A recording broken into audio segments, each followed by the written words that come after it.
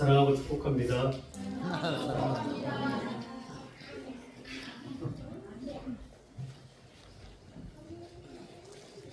오늘 말씀을 통해서 오늘 우리 가운데 주시는 하나님의 그 음성이 여러분 가운데 들려지고 위로가 되셨으면 좋겠습니다. 아빠와 아들이 행복한 삶을 살아가는 그 순간에 48의 한 가장의 이야기를 여러분에게 들려주면서 설교를 시작하려고 합니다. 여러분 기억하시죠? 대한민국에서 가장 큰 이슈가 되었던 많은 문제 중에 그 세월호 사건. 그 세월호의 배를 타고 안산에 있었던 한 고등학교 학생들이 수학여행을 떠나게 되죠. 그리고 우리는 알다시피 그 사건을 통해서 많은 젊은이 학생들이 목숨을 잃었습니다. 저는 오늘 그 아이들의 이야기를 하려고 하는 것이 아니라 그 배에 48살 된 한 가장의 아버지의 가장의 부모님이 그 배에 타고 계셨습니다. 그리고 아이들의 죽음이 너무나 크게 대두되어서 뉴스에 한 번도 나오지 않았던 한 부모님의 그 죽음의 이야기입니다. 그 가장이 돈을 모아서 자신의 부모님을 제주도로 여행을 보내려고 하기 위해서 세월호에 예약을 하고 보내는 그 순간 뉴스에서 세월호의 그 사건이 자신에게 큰 절망으로 다가왔다고 합니다. 자신은 최선을 다해서 부모님을 위해 여행을 보내려고 했던 그 일이 자신에게 죄책감으로 다가왔던 거죠. 얼마나 힘들었을까요? 얼마나 괴로웠을까요? 최선을 다해서 자신의 부모님께 효도하고자 했던 그 사건이 자신에게는 너무나 큰 좌절과 아픔으로 다가왔던 거죠. 그래서 그는 어쩔 수 없이 그 장례를 다 준비하고 마쳤습니다. 그리고 마지막 날 발인을 하고 오후에 자신의 아내와 아들과 딸은 집으로 돌려보내고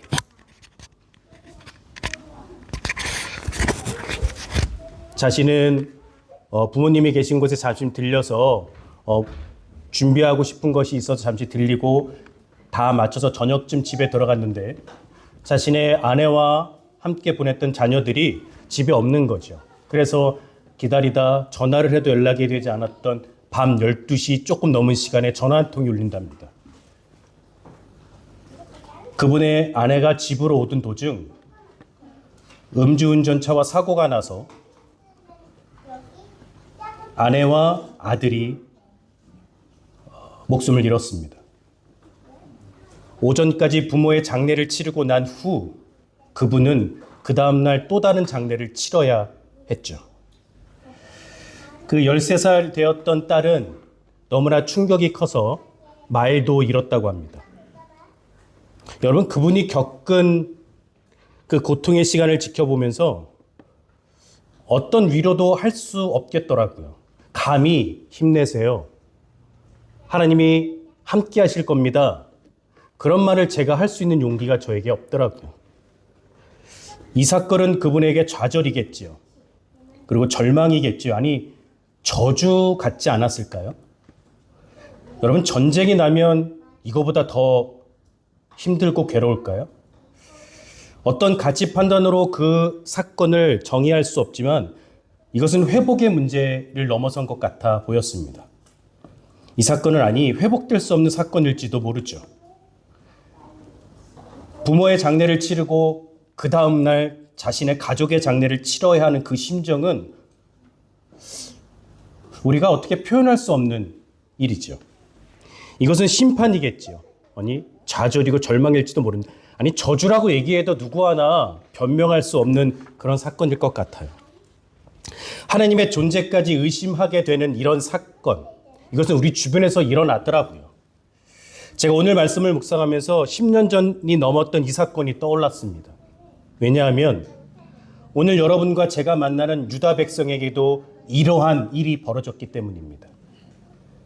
하나님은 예레미야를 통해서 남유다가 바벨론에 의해 멸망당할 거라고 예언하십니다. 그리고 바벨론의 포로로 끌려갈 거라고 예언하시죠. 예레미야의 이 예언은요, 유다 백성에게 있어서 그분이 한 주 내내 장례식장에서 보내야 되는 그 고통과 절망과도 같았을 거란 생각이 들었습니다. 더구나 바벨론 포로의 그 기간이요, 짧은 시간이 아니에요. 70년이랍니다.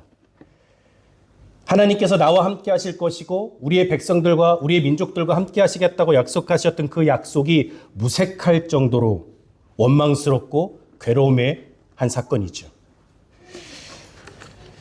하나님께서는 그러한 유다 백성들에게 그동안은 에레미야, 내가 너한테 얘기한 거 가서 전해. 내가 너희들을 구원할 거야. 너희들 멸망당할 거야. 이렇게 말씀하셨다면 오늘 본문의 2절은 이렇게 기록합니다. 책에 기록해 놓으라. 왜 그랬을까? 이 말씀 묵상하면서 생각이 들었어요. 여러분, 왜 그동안 에레미야 불러서 에레미야에게 전하게 하셨던 하나님의 그 방법과 다르게 책에 기록해 놓으라고 하신 이유가 무엇일까요? 중요한 이야기였기 때문이었겠죠. 한번 전해지고 잊혀지지 않도록 책에 기록해서 계속 기억되도록 하고 싶으셨던 하나님의 그 마음을 오늘 우리가 좀 기억하시면서 말씀을 함께 나눴으면 좋겠습니다. 그 안에 담겨진 하나님의 진실된 메시지. 하나님께서 이스라엘과 유다 포로들이 다시 이스라엘과 유대 땅으로 돌아오게 될 거라고 말씀하십니다. 하나님께서 예레미야에게 책에 기록해 그렇게 말씀하시고 그 바로 다음 절, 그것은 우리에게 희망의 메시지죠. 그리고 또 하나 우리가 기억하고 싶은 것은 그동안 유다에게만 말씀하셨던 하나님의 그 음성이 지금 이스라엘을 언급하고 계세요. BC 722년 유다가 멸망하기 한 20년에서 23년 전 북이스라엘이 아수르의 제국에 의해서 멸망당합니다. 그 아수르에서 멸망당했던 이스라엘을 하나님이 지금 언급하고 계신다는 사실이에요. 북이스라엘은 강대국이었던 아수르에 의해서 멸망당하고 그것이 쇠퇴하기 시작하면서 이제 바벨론 제국이 강성해지고 바벨론 제국으로부터 남유다가 멸망당합니다. 그래서 우리가 북이스라엘과 남유다가 멸망당했다, 거기까지를 우리가 보통 성경에서는 바벨론의 포로 시기 이렇게 얘기하죠.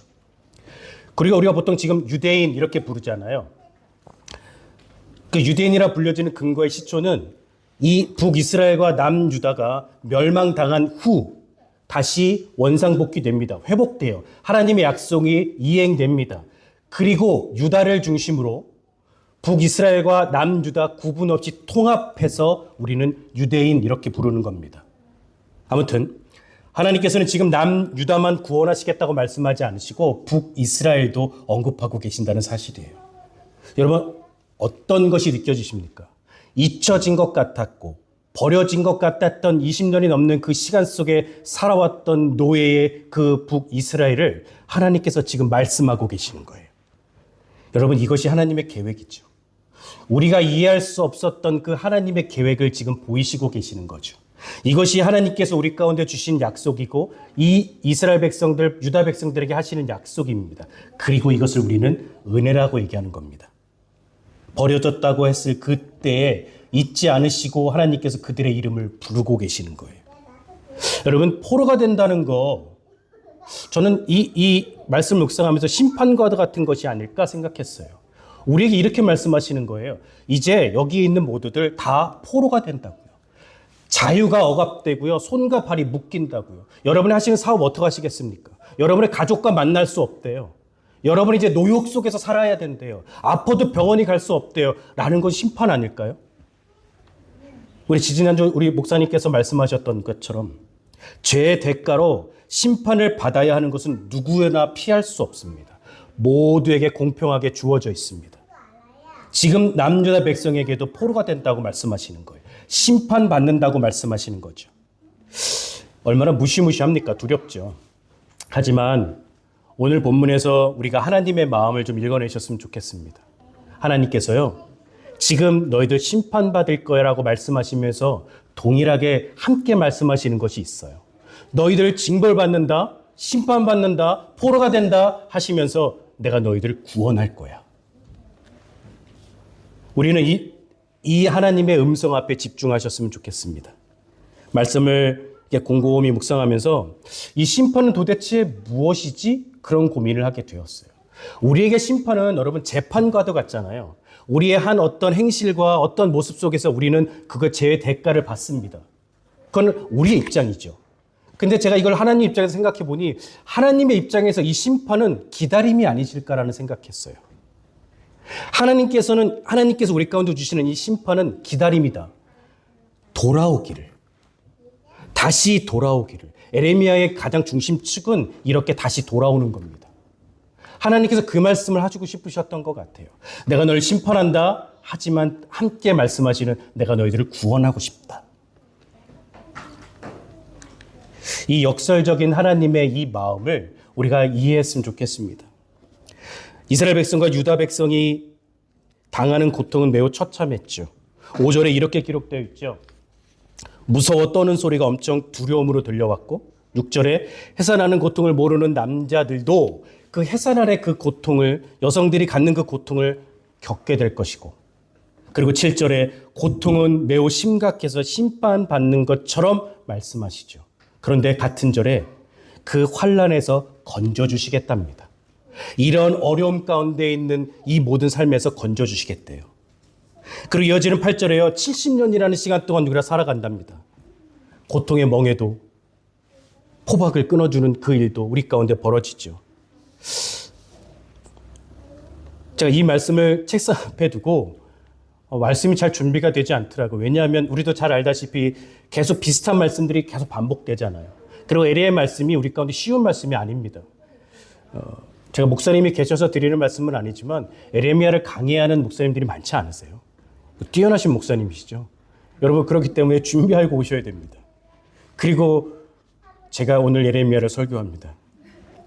여러분이 너무나 심각하셔서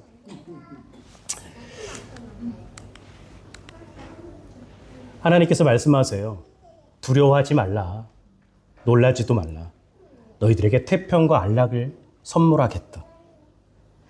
너희들을 핍박하고 괴롭게 하고 힘들게 했던 그 처지를 회복시켜서 너희들을 아프게 했던 그들을 다 멸망시킬 거다. 그러나 그 자리에 너희들만은 내가 지키겠다라고 약속하시는 거예요. 이 말씀이 무슨 의미가 있을까요?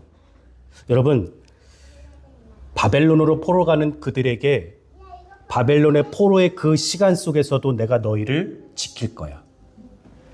부모의 장례를 마치고 가족의 장례를 치러야 되는 그 심정 내가 이해하지만 그 자리에 버림받은 것이 아니라 내가 있을 거야 라고 말씀하시는 거예요. 어떠한 상황에서도 하나님께서는 함께 하시겠다고 지금 우리 가운데 그냥 흘려보내는 것이 아니라 약속하고 계시는 거라고요. 여러분 여기서는 아멘 하셔야 됩니다. 여러분의 삶 속에요. 작은 어려움들이 있죠. 괴로움들이 있잖아요. 고민들이 왜 없으십니까? 갈등 없으세요? 그러한 상황에 있어도 거기에서 내가 박탈감을 가질 만큼 버려진 것 같아도 하나님께서 여러분과 함께 하신다고 약속하고 계신 거라고요. 그런데 이해되지 않아요. 그 기간이 70년이랍니다. 70년 동안 너희들 핍박받을 거랍니다. 무슨 이런 하나님이 계십니까? 구원하실 거라면 좀 쉽게 하시면 되지. 왜 70년일까? 제가 이 말씀을 놓고 정말 많이 고민했어요. 왜 그러실까? 하나님의 마음은 어떤 마음이셨을까? 여러분, 우리의 삶의 이 고통이, 우리가 겪는 이 아픔이 영원하다면 어떨까요? 우리가 살아가는 이 삶 속에 우리를 연약하게 만드는 이 고통들이 너무나 평생 있다면 우리가 어떨까요? 이 말씀은요, 은혜예요. 왜냐하면 너희들의 삶 속에 너희들을 연약하게 만드는 그것이 영원하지 않고 정해져 있는 시간이 있다고요. 평생 너희들이 괴로움을 당하는 게 아니라 70년이 지나고 나면 너희들이 나를 볼 수 있게 한다는 말씀이라고요. 정해져 있답니다. 이것이 은혜 아닙니까? 전 여기서 막 소름이 났어요. 하나님께서 우리를 사랑하셨기에 헤세드의 그 은혜를 가지고 우리의 가운데 있는 그 고통이 정해져 있답니다. 계시록의 서머나교에게 하셨던 그 말씀처럼 말이죠. 하나님께서 이 시간 속에 말씀을 붙들고 말씀을 의지하고 그 말씀에 빠져서 살아가는 그들에게 하나님께서 외면하지 않으신답니다. 이 말씀이 영원한 고통이 아니라 정해진 시간이 지나고 나면 하나님께서 우리 가운데 하나님의 나라를 볼 수 있게 하시겠다고 약속하고 계신 거예요. 그런데 우리가 한 가지 또 기억하고 싶은 것이 있어요. 하나님은 법에 따라 징계하실 겁니다. 하나님은 그 죄를 그냥 넘어가지 않으신다는 것도 기억하셔야 해요. 이스라엘과 유다 백성이 포로에서 다시 돌아와 태평과 안락과 기쁨과 예배를 드릴 수 있게 될지라도 제멋대로 살아가는 것은 용납하지 않으시겠다고요. 또다시 우상을 섬기고 또다시 자신을 의지하며 또다시 죄 속에 살아가는 것은 그래도 용납하지 않으시겠다고 말씀하시는 거예요. 계속해서 나오는 18절, 19절도 마찬가지입니다. 우리에게 희망을 주시죠. 회복을 주시겠다고 말씀하세요. 하지만 우리에게 정말 말씀하시고 싶으셨던 것은 오늘의 말씀처럼 나 여호와가 말한다에 집중하라고 말씀하세요. 오늘 본문을 또다시 앞에다 두고요.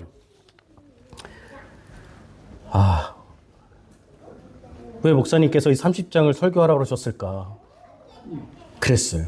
너무 어렵더라고요. 왜냐하면 우리가 읽으면 쉽게 이해할 수 있는 말씀들이 많거든요. 그리고 여러분 계속 이제 에레미야서를 미리 지금 한 40장쯤 읽고 계시죠? 미리 묵상 다 하셨죠? 여러분 다 아시다시피 이 말씀이 계속 그렇게 우리 가운데 회복의 말씀을 계속 전해요. 근데 도대체 어떤 말씀일까 고민하는데요. 제가 이 말씀 앞에 가슴이 콱 내려앉았어요. 30장 말씀은 24절까지 되어 있습니다. 24절까지 되어 있는 말씀에 12절 반이나 같은 말씀이 반복돼요. 에레미야에게 2절에 말씀하세요. 기록하라. 그리고 너희들을 구원하겠다. 회복시키겠다. 다시 내 백성이 되게 만들겠다. 너희는 내 백성이 되고 나는 너희 하나님이 될 거야. 라고 말씀하시는 그 메시지 그보다 저는 이 말씀이 떠올랐어요. 여호와께서 말하노라. 만군의 여호와께서 나 여호와가 말하노라. 12번이나 기록되어 있습니다. 나 여호와가 말한다. 나 여호와가 너희들을 회복시킬 거야. 나 여호와는 죄를 용납하지 않아. 나 여호와는 너희들과 함께 할 거야. 나 여호와가 말한다. 이 단어를 어떻게 설명해낼 수 있을까 고민이 많았습니다. 하나님의 간절함? 하나님의 소원? 이러면 어떤 게 있을까요? 하나님의 열정? 하나님의 애달픔? 어떤 단어로 표현할 수 있는지 잘 모르겠습니다. 하지만 나 여호와가 말한다 이렇게 말씀하세요. 야, 아빠가 말하잖아. 혼내는 그 마음처럼. 야, 아빠가 말하잖아. 똑같은 음성으로 들려질지 모르지만 그 안에 담겨져 있는 그 하나님의 마음을 오늘 말씀을 통해서 우리가 좀 이해하고 받아들였으면 좋겠어요. 나 여호와가 말한다. 나 여호와가. 너희들의 하나님인 내가 너희들한테 얘기한다. 나 여호와가 말한다. 여러분의 삶 속에 힘듦이 있으시죠? 어려운 삶을 살아가는 것 같아요. 전쟁이 끝나지 않아서 사람들의 생명이 너무 많이 잃게 되죠. 경제가 너무나 어려워서 제 주변에도 사업을 포기하고 한국에 돌아가시는 분도 계시더라고요. 직장에서 해고되시는 분도 보았고요. 육체의 질병 때문에 괴로워서 하루하루 숨 쉬는 것조차 힘들어하시는 분도 계시더라고요. 관절이 안 좋아서 예배당에 가는 것이 어려우시대요. 너무나 우리는 어려운 삶을 살아가는 것 같아요. 잘 해결되지 않아요. 그때 저는 오늘 이 단어가 생각이 났으면 좋겠어요. 나 여호와가 말하길 그 기간이 지나면 너희들에게 회복하는 일이 일어날 거야. 어둠의 긴 터널 속에 살아가고 있지만 그 긴 터널 끝에 밝은 빛을 보이신 하나님이 계신다고 말씀하시는 거예요. 우리 교회에서 가장 잘생긴 사람이요. 오늘 주보에 칼럼을 실었습니다. 이 웃음은 뭐죠? 제가 안도현 시인의 스며드는 것이라는 시를 보았어요. 여러분 저도 시도 볼 줄 알아요. 제가 한번 읽어볼게요. 이게 간장게장을 생각하시면서 이게 보시면 좋습니다. 꽃게가 간장 속에 반쯤 몸을 담그고 엎드려 있다. 등판에 간장이 울컥울컥 쏟아질 때 꽃게는 뱃살에 알을 껴안으려고 꿈틀거리다 더 낮게 더 바닥 쪽으로 움크렸으리라. 버둥거렸으리라. 버둥거리다가 어쩔 수 없어서 살 속에 스며드는 것을 한때의 어스름을 꽃게는 천천히 받아들였으리라. 어미꽃게는 껍질이 먹먹해지기 전에 가만히 알들에게 말했으리라. 저녁이야. 불 끄고 잘 시간이야. 알들에게 어미꽃게가 이렇게 말했답니다. 저녁이야. 불 끄고 잘 시간이야. 먹먹한 시죠. 참 이 시인은 나쁜 사람인 것 같습니다. 너무 먹먹하게 만들어요. 그래서 이 시를 보고 눈을 찬찬히 감고 있었는데 한 생각이 떠올랐습니다. 예수님의 그 십자가가 생각이 나더라고요. 어미꽃게는 좀 더 맛있는 갯살을 먹이겠다고 마지막까지 간장을 붙들고 있었던 것이죠. 예수님께서도 살아있는 생명을 주시려고 마지막까지 사명을 다해 십자가에 달려 계셨습니다. 알들을 자신의 뱃속에 품은 채로 저녁이야, 불 끄고 잘 시간이야 그렇게 말할 수밖에 없는 어미 꽃게의 쓰라린 그 통증이 따뜻한 음성으로 들려지죠. 사랑하는 백성들을 예수님의 본인의 눈동자에 담은 채 괜찮아, 이제 다 이루었다. 마지막 숨을 참으며 십자가에서 탄식의 신음도 따뜻한 음성으로 들려지는 오늘입니다. 하나님께서는 쓰라린 그 마음을 가지고 예레미야를 통해서 이렇게 말씀하세요. 나 여호와가 말한다. 너는 내 백성이 되고 나는 너희의 하나님이 되리라. 오늘 여러분 가운데 어려움을 갖고 계신 분들이 계시다면 나 여호와가 말하시는 하나님의 이 음성이 여러분 삶 속에 간절히 들려지기를 소망합니다. 너희는 내 백성이 되고 나는 너희의 하나님이 되리라. 오늘 본문의 22절 말씀입니다. 우리가 범죄함으로 하나님의 징계를 받더라도 하나님은 우리를 여전히 사랑하시기에 우리가 하나님께 돌아와 하나님의 은혜 안에 살기를 원하십니다. 아멘이십니까? 그래서 우리가 하나님께서 약속하신 메시아, 즉 예수 그리스도 안에서 주님을 온전히 섬기고 그리스도의 그 선포 안에 살기를 원하시는 하나님의 마음을 여러분의 삶 속에서 누리시기를 소망합니다. 죄로 인해 우리는 하나님의 심판 안에 혹독한 징계를 받을 수밖에 없는 존재였습니다. 하지만 하나님께서 우리에게 은혜를 베푸셔서 예수 그리스도를 보내주셨고 예수 그리스도의 그 십자가의 대속과 부활로 인해 죄의 형벌에서 벗어나 영원한 생명을 얻게 하게 하시는 그 역설적인 헤세드의 하나님의 은혜를 우리 가운데 베푸셨음을 믿으시길 바랍니다. 그것이 오늘 여러분이 드렸던 성찬의 의미이고 우리가 그리스도인으로서 살아가는 의무입니다. 우리의 죄 때문에 더 이상 회복이 없어 보이는 그 어둠의 터널 끝에 하나님이 계신다는 사실을 기억하십시오. 제가 지난주에 선배 목사님과 카톡을 하면서 한 가지 충격적인 사실을, 기쁨의 사실, 어려움의 사실을 좀 들었어요. 한국에 비가 많이 왔답니다. 너무 많이 왔대요.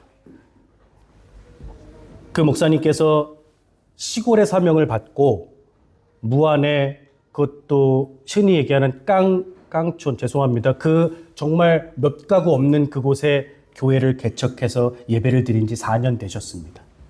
그런데 이번에 비가 많이 왔잖아요. 오래된 건물이어서 교회의 한 기둥이 파여서 교회가 이렇게 슬라이스처럼 반쯤 기울어서 예배를 할 수 없게 되었답니다. 어떻게 이런 일이 있을까요?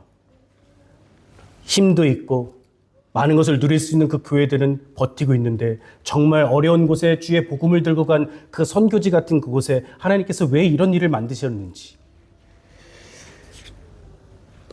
어렵다고 말씀하십니다. 괴롭다고 말씀하시더라고요. 그만할까 생각도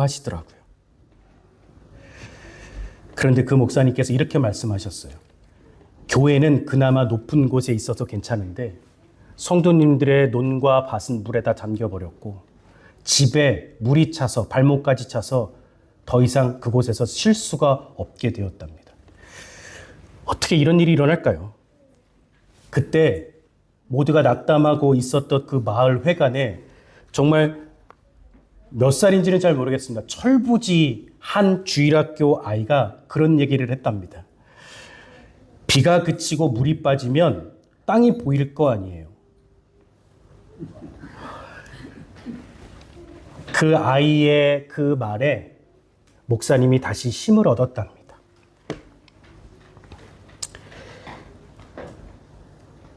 하나님의 약속은 우리에게 있습니다. 우리의 삶이 앞으로 더 어려울지 모릅니다. 그러나 분명 하나님께서는 그 작은 아이를 통해서 회복시키시는 하나님의 은혜를 우리 가운데도 보이실 거라고 믿습니다. 여러분 어려우시죠? 특별히 가정에 힘듦도 계시죠? 육체의 질병 때문에 말 못할 고민 가운데도 계시죠? 사람들의 관계 속에서 해결되지 않는 그 문제 때문에 상처를 받고 정말 우리 감정이 다 스크래치 나서 박탈감까지 경험하고 계시는 분들도 계실지 모릅니다. 경제적인 어려움이 우리 발목을 잡아서 어느 것도 할 수 없게끔 만들죠. 우리가 지금 그러한 세상에 살고 있는 것 같아요. 그럴 때 오늘 본문 30장 말씀이 생각이 났으면 좋겠습니다. 그 정해진 시간이 지나고 나면 하나님께서 우리 가운데 햇살을 보이실 겁니다. 그가 비가 그치고 물이 빠지면 우리의 삶 속에 땅이 보이게 될 것입니다. 에레미야는 계속 그렇게 말하고 있는 겁니다. 그리고 그 고통의 시간에도 여러분 기억하실 것은 하나님이 함께 하신답니다. 포로 가운데 노역 가운데 있었던 북이스라엘을 언급하시면서 그 수많은 시간들을 보내고 있는 그들을 하나님께서 말씀하십니다. 내가 너희들의 하나님이 되겠다. 그리고 유다 백성에게도 말씀하시지요. 내가 너희 하나님이다. 나 여호와가 말한다. 끝이 보이지 않는 인생의 터널 끝에도 우리 가운데 함께 하시는 하나님이 계시고 그 끝에 하나님이 계신다는 것을 잊지 않기를 소망합니다. 그리고 우리가 이렇게 고백했으면 좋겠습니다. 주님, 이 터널이 지나고 나면 하나님이 우리 가운데 보이실 그 뜻을 소망합니다. 하나님, 지금은 어렵지만 이 터널이 지나고 나면 하나님이 계신다는 것을 기뻐하며 예배할 수 있기를 원합니다. 우리의 삶 속에 한 주간 이러한 고백이 일어났으면 좋겠습니다. 여러분 마음을 상하게 하는 일이 벌어지셨다면 이렇게 고백하십시오. 여러분을 힘들게 하는 일이 벌어지셨다면 이렇게 고백하십시오. 이것이 지나고 나면 하나님이 이 땅의 주인 되심을 제가 보게 하시고 전하게 하여 달라고. 이 고백이 여러분의 한 주간의 삶의 고백이 되시기를 간절히 소망합니다. 기도하겠습니다.